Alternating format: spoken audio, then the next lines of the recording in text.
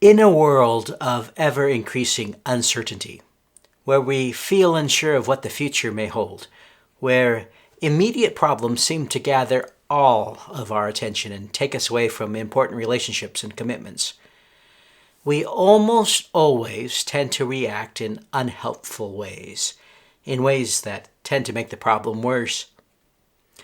Temperament plays a role here, and some folks tend to get depressed, others might become defiant. Some tend to be aggressive or bossy. Still others may be passive-aggressive. All of these are emotional reactions to uncertainty and actually generate more uncertainty. About the only thing that we can control with certainty is our reaction to what the world throws at us. Will we become doggedly persistent at reaching our goals? Will we become the ones people can count on in good times as well as bad? Will we stick to our course and not get sidetracked and detoured, despite the seemingly scenic stops that waste time or send us off course? If you're watching this, chances are that's precisely what you want. So let's get started and figure out how to acquire this dependable virtue. By the way, by definition, we can't become reliable overnight, but we can develop patterns of being more reliable than not. Only time will tell when we've acquired it.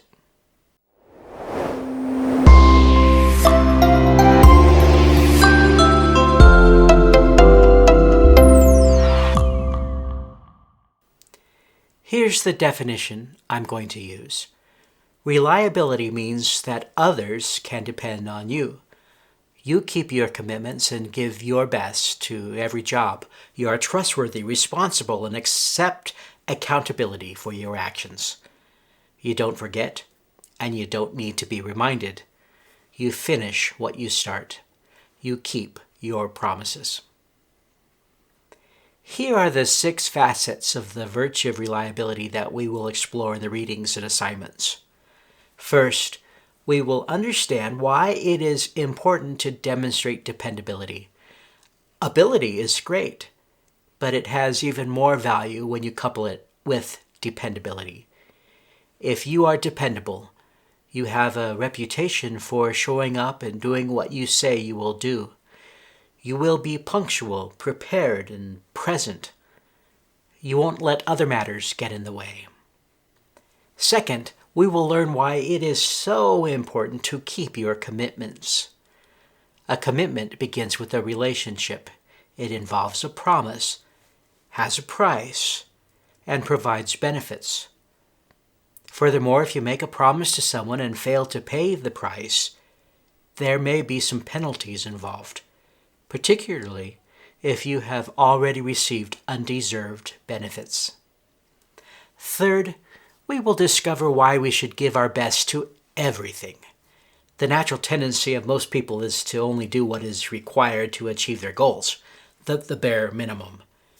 We are hesitant to give our best if we can't see an immediate benefit from doing it. We'll see if we can't dig up some really good reasons on why we need to go the extra mile. Fourth, we will try to always be worthy of trust. Trustworthiness refers to the quality of being reliable, truthful, loyal, and faithful. It is the foundation of personal, social, religious, and economic interactions. It is also a long-term predictor of academic achievement, career success, and healthy relationships. Fifth, we will try to be as accountable as possible. This means we are willing to step up and accept responsibilities to accomplish a task. At that moment, we also become responsible for both the positive and negative outcomes of our decisions. If you want to learn how to own your actions, read this section. Finally, we will regularly return and report. An unspoken but often overlooked part of that assignment is an obligation to return to our supervisor at the end of the project or from time to time as we work on it and report on our progress. We call this the return and report step, and not nearly enough people take it. So those are the 6 steps that if we take them will plant us firmly on the path of reliability. Then if we make this one of our lifelong pursuits, we will prove to be an increasingly valuable member of society.